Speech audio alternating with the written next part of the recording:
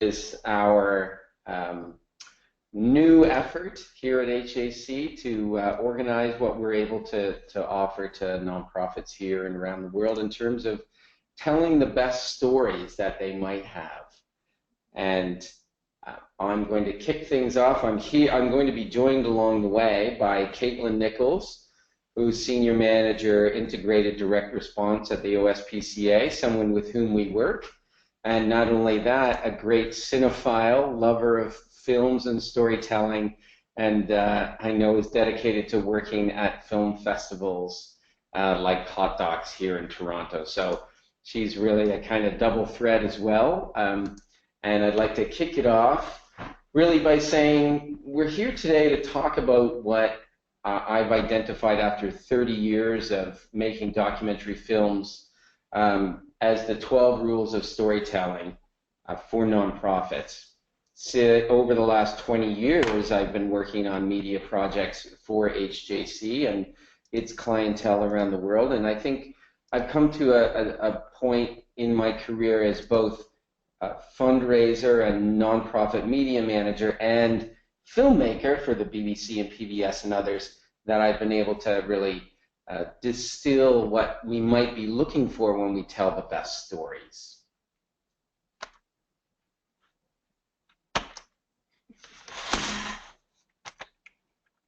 I'm trying to get to the next. Yes. So, sorry about that. We're just trying to get to the next slide. Our time together today is really a chance for me to tell you about who we are, how I got here, and how I formed the 12 rules and what they are. And then talk about how we can apply them successfully to support fundraising. That's something Caitlin will also jump in at a couple of moments, where she has some experience and some relevant, let's say, case studies to talk about in terms of the 12 rules. So if you don't know about HJC, since 1992, we've pioneered and grown digital and integrated fundraising programs for iconic brands here in Canada, in the United States, and around the world. We've developed digital programs with marketing and fundraising strategies for a diverse client base. And our video work over the years has really transformed the fundraising for agencies like SOS Children's Villages, the Nature Conservancy, Amnesty International in Canada, Disabled American Veterans in the United States. And just to let you know, we, over the years, have collected together really a full in-house production team that includes directors, producers, editors, writers, who are integrated with our fundraising team so that we can maximize results. And here you can see a few of our clients from hospitals around the world, Amnesty International, and you can see there the Ontario SPCA, which is where Caitlin comes from. I'm a filmmaker, and I make documentaries for the nature of things, for example, with David Suzuki, for many years now, and my job is to go out into the world and go on a journey to find the story and bring it back. And it's really the same thing that we do for our nonprofit clients, which is to identify the most effective story that communicates your mission and mandate. A little bit more about me. I come from a background where I worked for 5 years as a chief of staff to Anita Roddick, the founder of the Body Shop International, where we helped really establish the tenets of corporate social responsibility. And it's really another way that we've gained experience around how best to communicate a social, environmental message to a broad audience. And finally, I'm a fundraiser, since I've been working with HAC since its foundation in 1992. So I guess in summary, I know what a story is, I know how to tell it, I know what donors want, and I really understand through my work with Anita about the passion of how dedicated citizens might make change. And I just want people to know that we're recording this session, and we'll be able to share it with everybody afterwards, and you'll be able to have access to this material. So, and I think, too, it's an important point that to think of yourself when you're a fundraiser, you really are a storyteller. And I don't know that that is often something people consider, that your part of your role is to go out and to tell stories and to make that compelling case to why somebody should support your organization. So when you start to think of fundraising as telling stories, I find it gets far more exciting and in some ways easier to think about your job and get excited about what you do every day.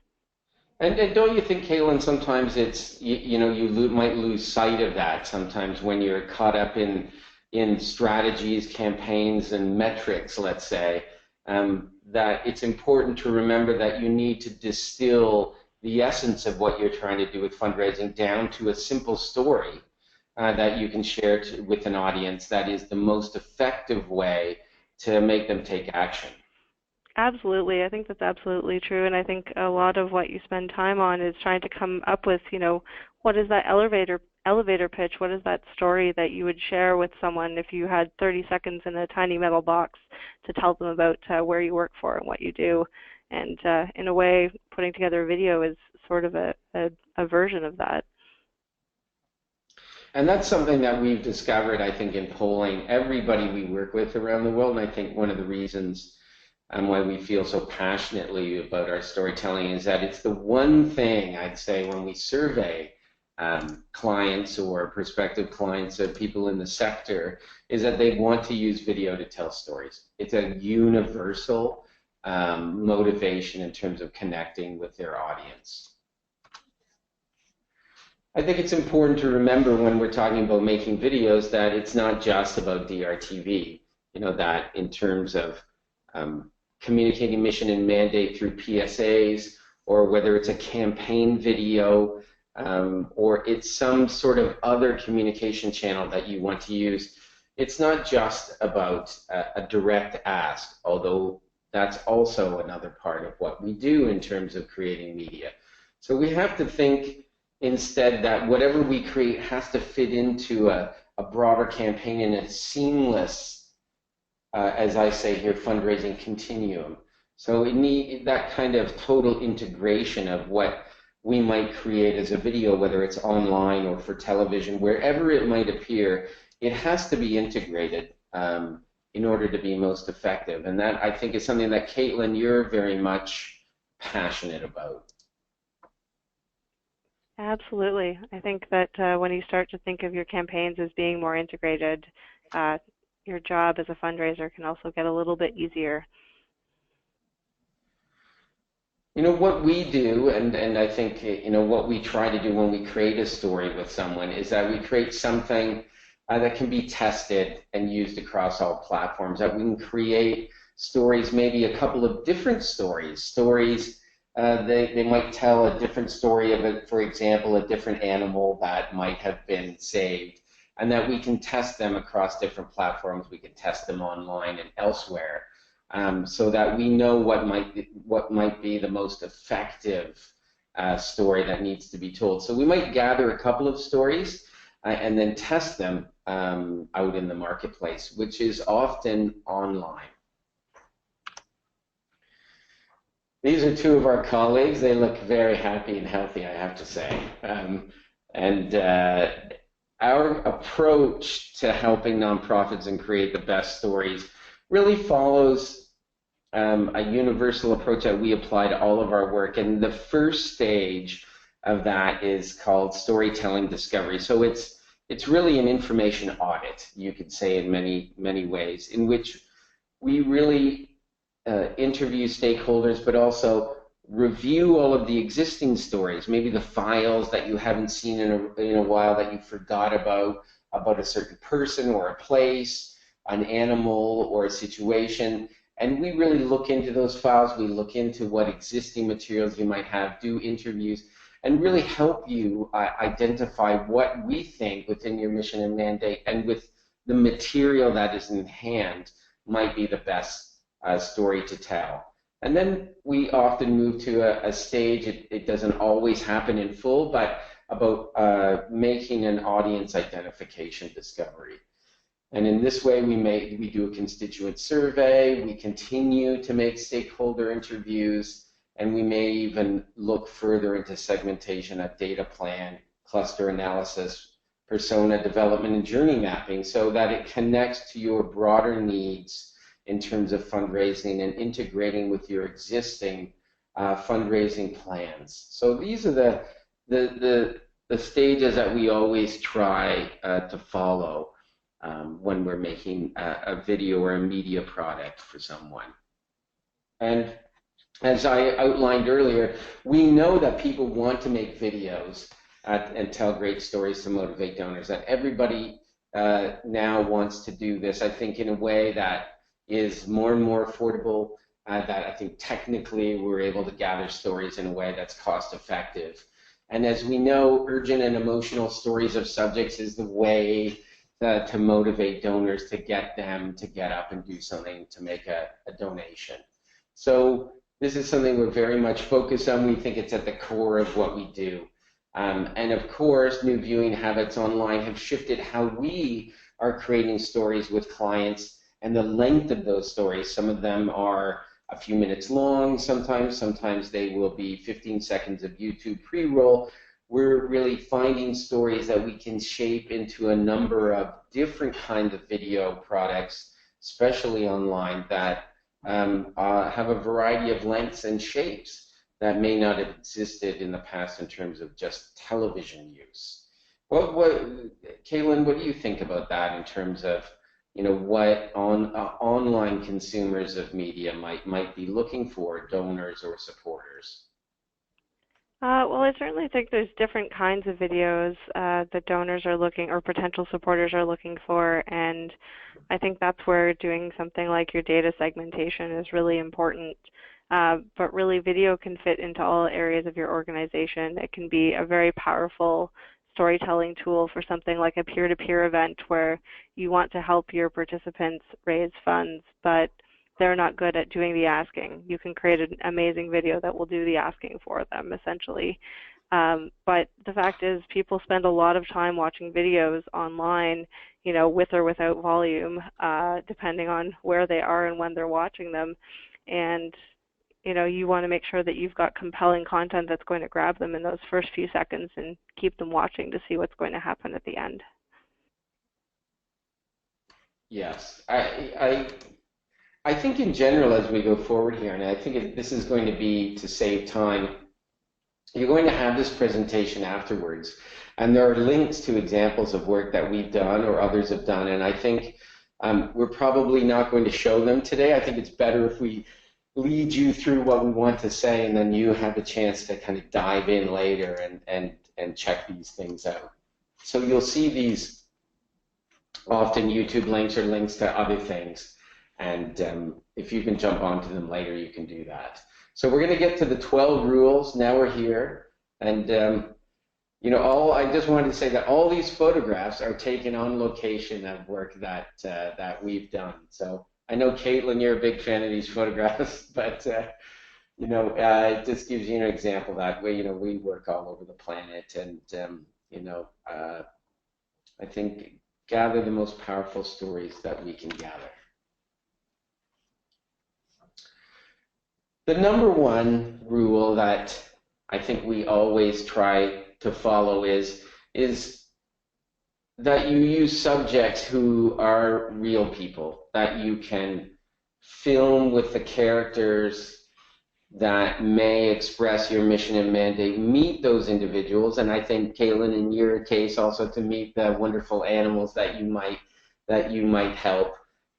People, I think, everywhere want to identify with someone on screen, and I think it's important to remember that although you may have staff or an executive director, do an interview, listen, when you really get down to the heart of the best stories, it's really the constituents that you might serve, and to hear from those people. So, for us, and for me as a documentary filmmaker my whole life, in telling your stories through that prism of living, breathing people is one of the cardinal rules.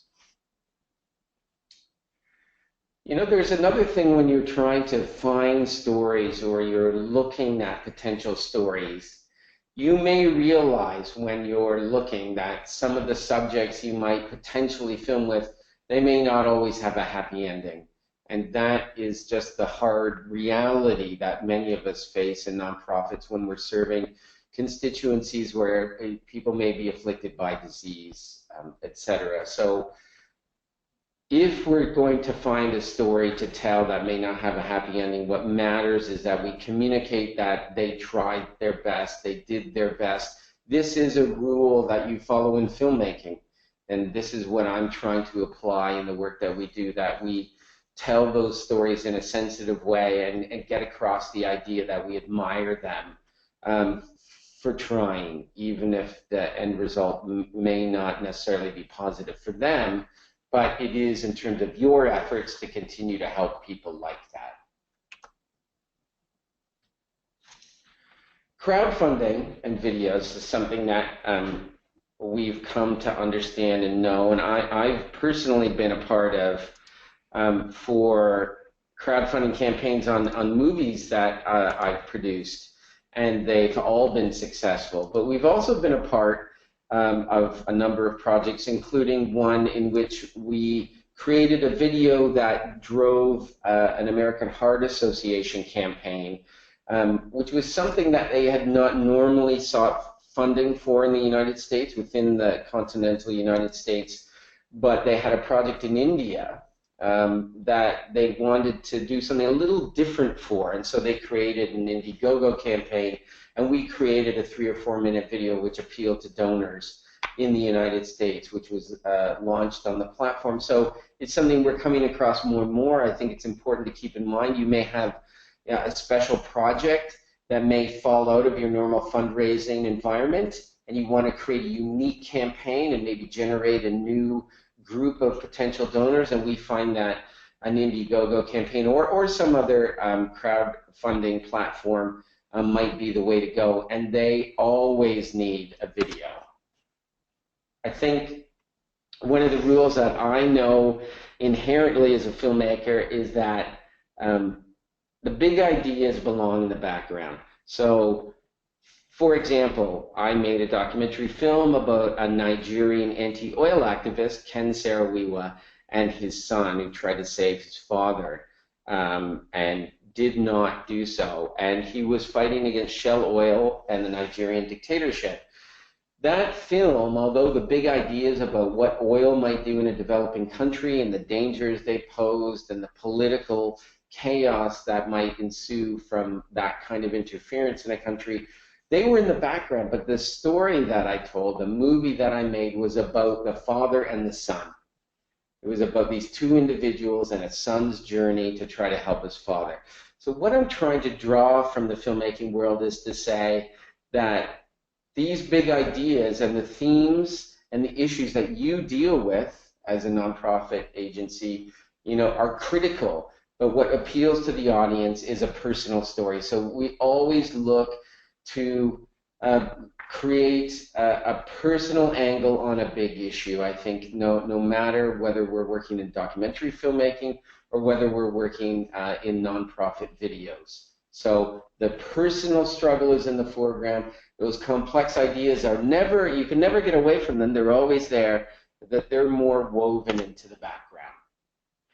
And Caitlin, I think, had a little more to say about this Yes. with her slide. Absolutely. So, playing off of what Mark was talking about, I think the idea that you want to start with one story and tell the others as you build your relationship. Because if you think of the first time you meet someone in your personal life, do you give them your whole life story, or do you provide them with select details and gradually reveal more as your relationship progresses? It's not really any different with prospective donors. Your organization does so many things that you might want to share all up front, but you want to kind of stick to one at a time so as to not overwhelm them. You can focus on personal, relatable stories. The picture here is of a dog named Henry and a girl named Layla, and they came in for our photo shoot last year, and we had the opportunity to interview them about their story together and why they mean so much to each other. And we really try to focus at the Ontario SPCA on examples of the human-animal bond and the impact that one animal and their humans have had, and thanks to donor support. but also reminding prospective donors that there's many, many more stories like this. And if you know any animal people or are an animal person, everybody's got stories about the animals that they love, and they're all very personable, relatable stories. So you want to focus on that, or ask someone to share their story even with you. Rule 4, be familiar with your story. So this is really a way of saying once you might have identified a story, that you're able to break it down into very simple terms, so that this is what Caitlin was referring to as the elevator pitch. You can tell that she's been around the film world when she uses that term. Here you can see, here's a very simple construction you can use to express a story that you want to get across. And it really is a kind of universally applicable model in which you can into which you can plug your information. But really the objective is to try to know your story inside out so that you can easily get it across to anyone, whether that's an executive director or a communications manager or a donor.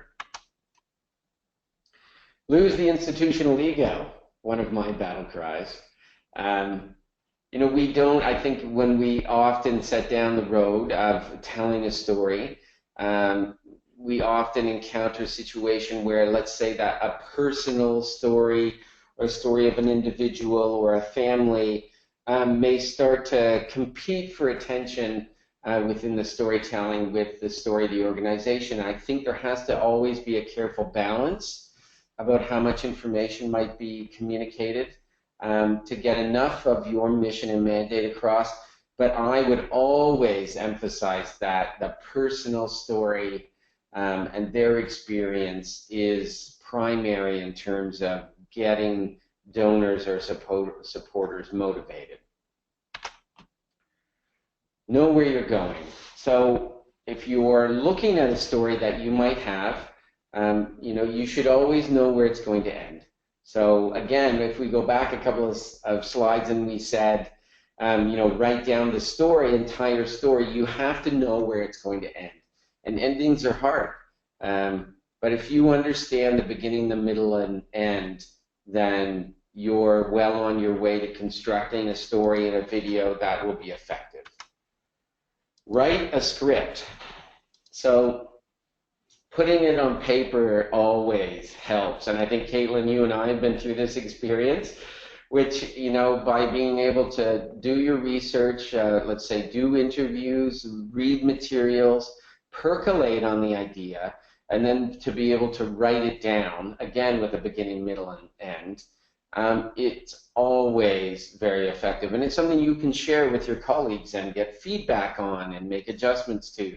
But being able to express it on paper is hugely important. It's important in the filmmaking world for me, and it's important in whatever work we might do in terms of telling stories for nonprofits. Caitlin, anything to add to that? Well, I think just to kind of reiterate what you're saying here, it's definitely important to put it on paper, but that's always going to be your rough sketch, and you don't have to color within the lines when it comes to actually filming and doing these interviews. If you just have a good sense of what kind of information you're trying to get from someone, it doesn't ultimately matter if they say exactly what you have scripted, as long as the essence and the emotion is there.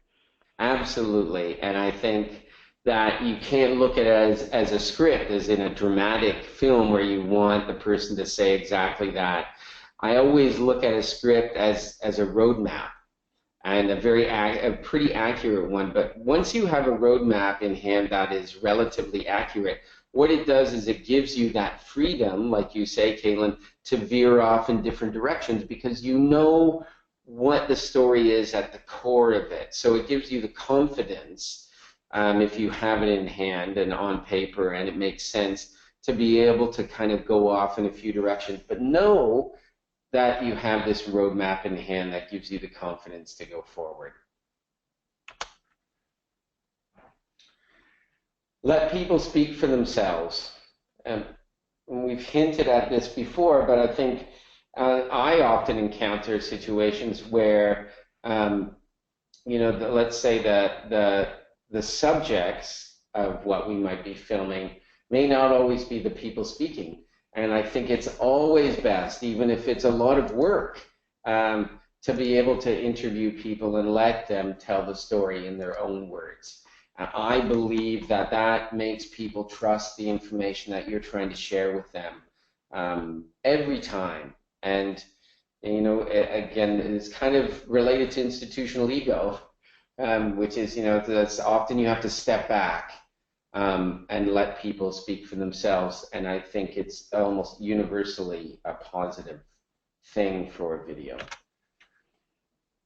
And I think certainly in our case at the Ontario SPCA, we obviously can't always have animals speaking for themselves, but there's always an animal, or there's always humans connected to the animals that are involved in our stories. And people always are going to trust information coming more so from the source.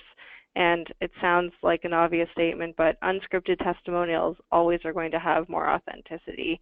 Why do you need to tell people how great your organization is when you've got real life individuals, customers, donors that have experienced what your organization does?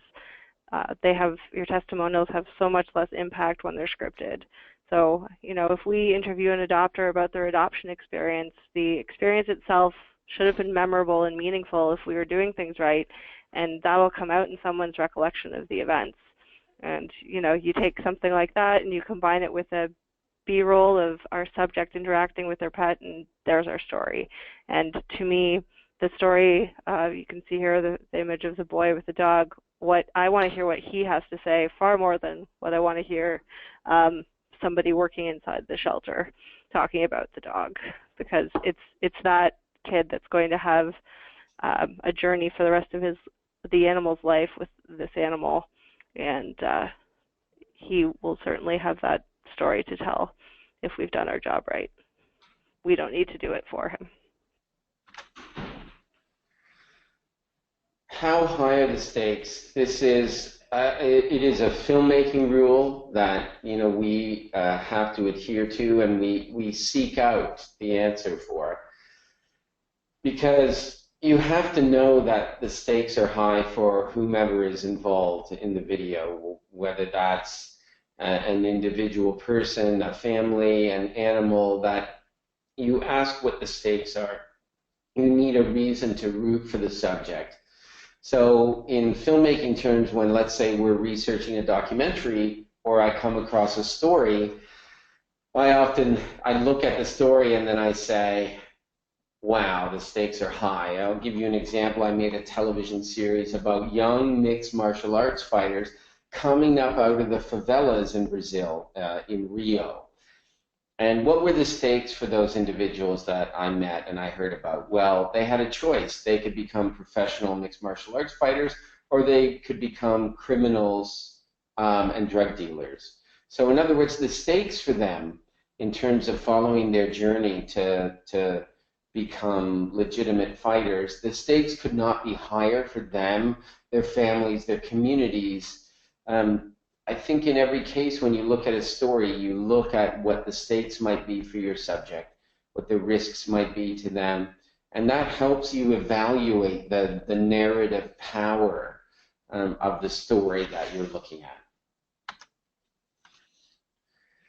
I think, I've probably developed 50 films that haven't been made, and sometimes I've worked on films where I've developed them and it's taken me a decade until I had the opportunity or the circumstances to be able to make the film.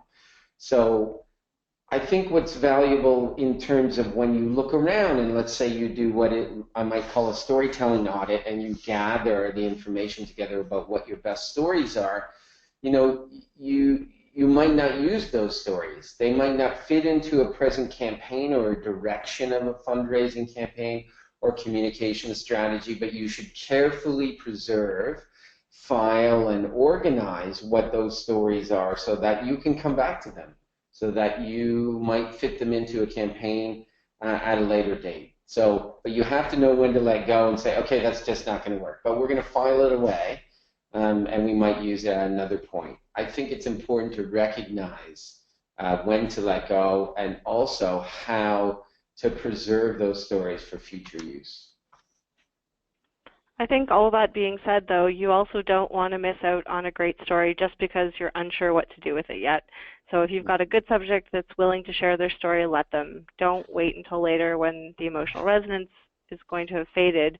You might not have a specific spot for the story, but your future self will definitely thank you.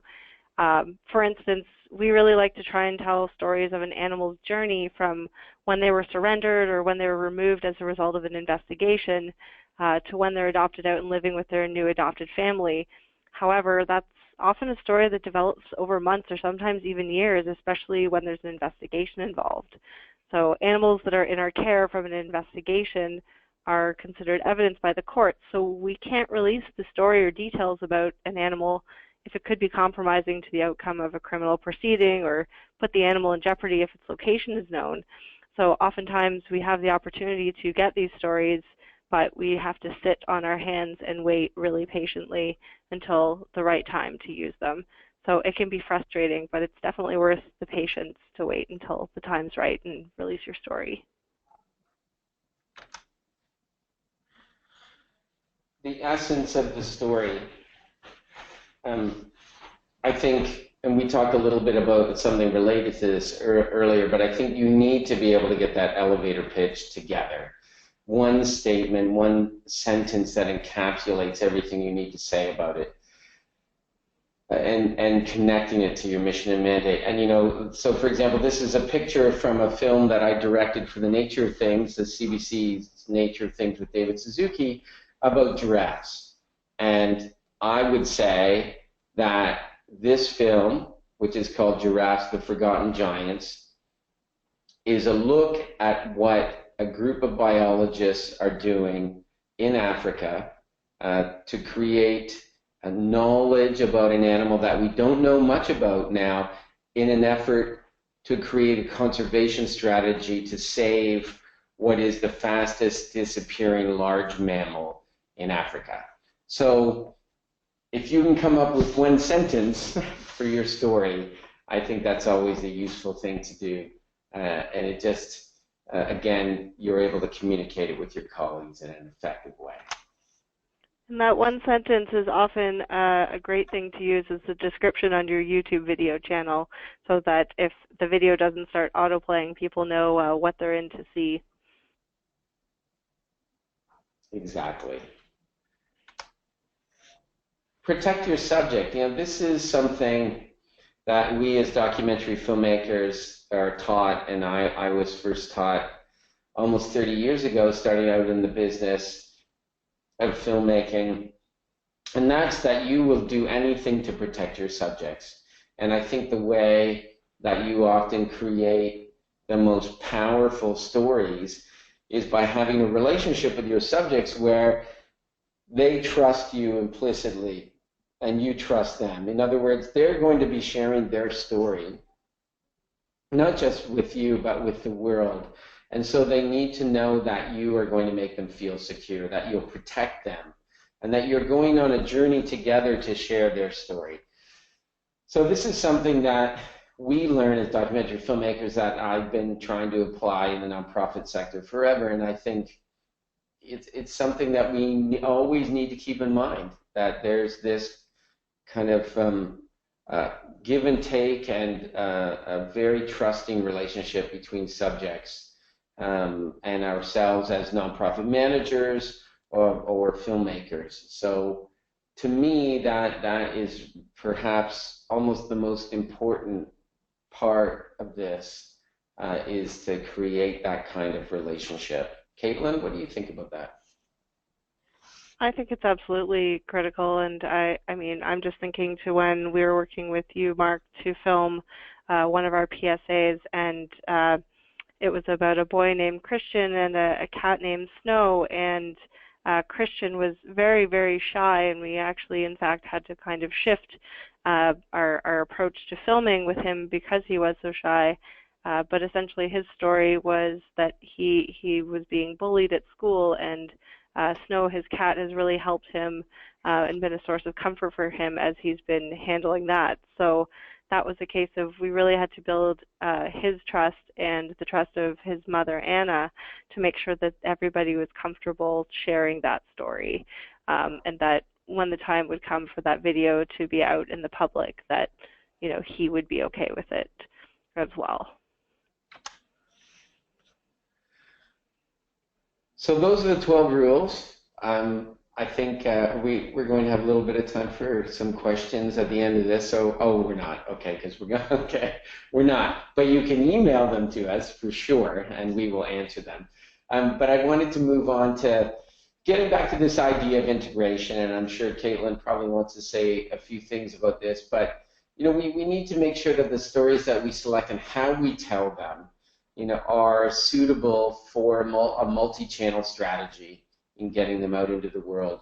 Because we know that media migrates between channels, direct mail, to phone, to YouTube pre-roll, Snapchat, television, and VR, which is where many of us are going next, or wherever it needs to go. So I think you need to be careful when you're constructing what these media products might be or these media messages, that you have to find a way that they can fit into different environments. You may have to adjust them. You may have to plan to adjust them or create slightly adjusted media so that it can be a part of one of these integrated multimedia campaigns. Caitlin, what do you think? Yeah, and I think the other thing to consider here is just that you have a tendency, if you're thinking about your channels as all being independent, to end up competing with yourself on the storytelling front. So why be telling a different story on your social media accounts than what you're telling in your direct mail, than what you're telling on the telephone, when you could be telling the same story and really leveraging all of those channels at the same time, so that when you call a donor through telemarketing, they already know the story because they've seen the video and they just haven't had a chance to make their donation yet. Or when they receive their piece in the mail, they've already watched the video online and they're ready to send in their gift. So I think it's definitely important to consider all of your channels and really, really plan out how you can tell your stories everywhere and really kind of create essentially a halo effect from them. Virtual reality. I mean, this is the other channel that all of us are now looking to and trying to find an effective way to tell those stories within that environment. So, I know that so for us, we're about to start a project around early onset Alzheimer's and young caregivers. In fact, following a couple of families over the next couple of months to create a very powerful set of narratives that are going to be shared into the world. And for me as a filmmaker, it's just the next stage in completely immersive storytelling. I think it's in early days in terms of its use for fundraising, but I think we're starting to do it, and I think more and more of us, and all of you listening, have to think carefully about how you might be able to use it too, and we'd be happy to talk to you about that. And I know Caitlin and I are still trying to get together a puppy-related project at a certain point that we might share with the world. So I think all of you, if you haven't done it, I think you should do something like, get the Google Cardboard if you can, go and download the New York Times VR app, because I think that's probably a great place to start on your phone, and take a look, because it may open your mind as to what and how you might tell a story that you would tell in a different way in a traditional video, but in a virtual reality environment. So I'd recommend dive in. It costs you $10 or something to get a Google Cardboard, and then download one of the apps such as the New York Times VR app, and just play around with it and come up with ideas or think about what you might be able to do. Caitlin, what do you think? I think It's definitely something that I've become hooked on since I first tried it. But it's also a very powerful activation tool. So if you're an organization that's thinking about going out and doing a lot of activations in malls or in public places, it's a way of immersing someone in an experience of what exactly your organization does. And then conveniently, of course, you're there with everything they need to sign up as a monthly donor or a volunteer or to take your pledge or whatever it is that you want them to do. So rather than having volunteers that are trained to repeat the same story over and over again, something like this is so much more powerful to actually put somebody inside an experience. And you can also treat it as a bit of a behind the scenes look at something that you might not otherwise get to experience. Yeah, I think, you know, what could be more immersive, with somebody who's out there, trying to activate donors than putting on the goggles and then earphones which provide sound, and then suddenly they're in a refugee camp in Sudan. I mean, how much more powerful can it be in terms of the activation tool that you're referring to? So I think you're right, and I think we're just at the beginning of what might be possible. So just really to review, our process is that we always begin with looking for the best stories and doing something we might call a storytelling audit. Once we review materials and we start gathering them and organizing them, we can also help, and we've often helped people create a bank or an archive, a media bank, a storytelling bank. Many of those stories they may have forgotten about or didn't know existed anymore. So we've been able to help people to really get to the root and organize what might be an archive of the best stories that they have for use now or for use down the road.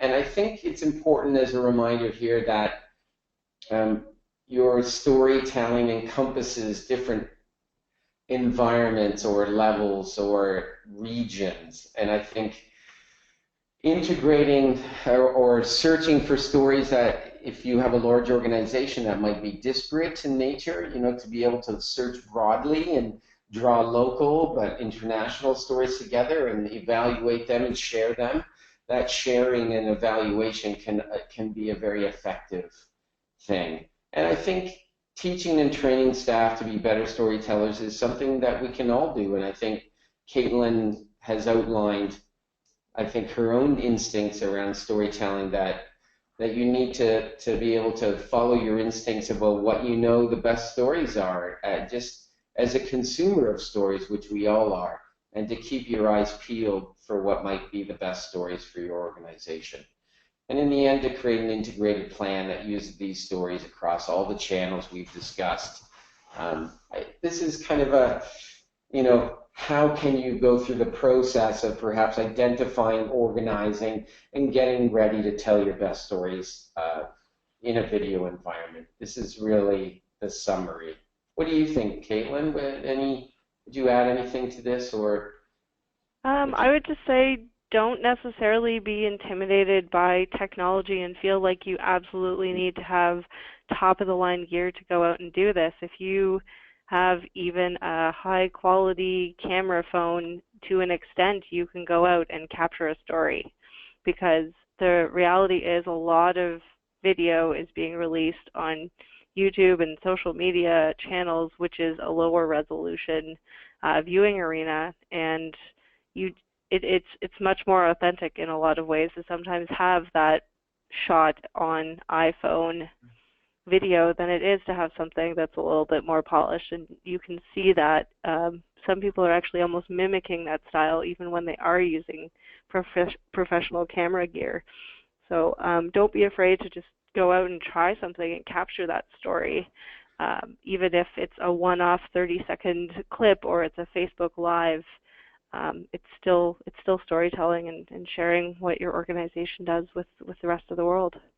Yeah, and I think it's because, and you hinted at it earlier, which is you don't want to miss certain stories. And I think since the technology exists to be able to capture stories, you can't always get a team together or have a professional group of filmmakers around to be able to capture something that is happening in 2 hours, right? An event that you can capture with your phone. So I think it's always important that when there's something that's happening that your organization is connected to that is newsworthy for you, right? It's an event. It's something that you have no other way to capture. But if you capture it and get it into the world, it'll make an impact. Then just go and shoot it with whatever you've got in your hand. And this is really a question for you to go away today and have a think about how you've worked with videos in the past. What didn't work? What did work? What do you want to do in the future? And really blue sky. What you think the most effective way you might be able to use video in the future. So I think we're summarizing here. Let's tell the best stories for all channels and really what we would say turbocharge your fundraising, because if you find the best stories and you find the best way to tell them, then there's no doubt that it's going to assist in your filmmaking. Caitlin, do you have any we're getting to wrap-up statements here, and then we can discuss this a little further. What do you think? What's your kind of main thing you want to get across to people? I think just the idea that as a fundraiser, you're also a storyteller, whatever your medium, and that video is an incredibly powerful and effective medium, and where we have started to see growth in very rapid ways with our online fundraising in particular is where we have campaigns that are incorporating video elements. If anybody's interested in the videos that we currently have going on, you can see a cross-section of everything on our YouTube channel, which is youtube.com/OntarioSPCA. I'll also pass it to Mark to include at the end of the slides here so everybody has a chance. But I hope everyone's found this interesting and inspiring to get out there telling more of their organization's stories or even their own stories.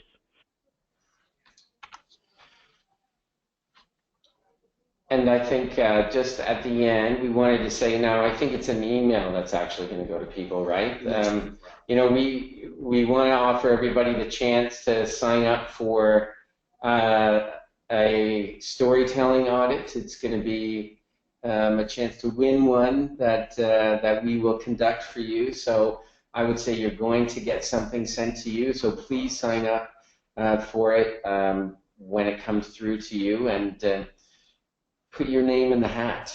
And we'd love to see you for a storytelling audit. This is from the homepage of HAC360.ca, which is the place that you can go and see some of the examples that are in the presentation today, but you can see kind of PSA campaign videos, DRTV that we've worked on in the past. And I think, everybody has different needs, but we are certainly open to talking to you about where in all these environments, and now including virtual reality, we might be able to talk to you about what might work for you and how we might be able to help you.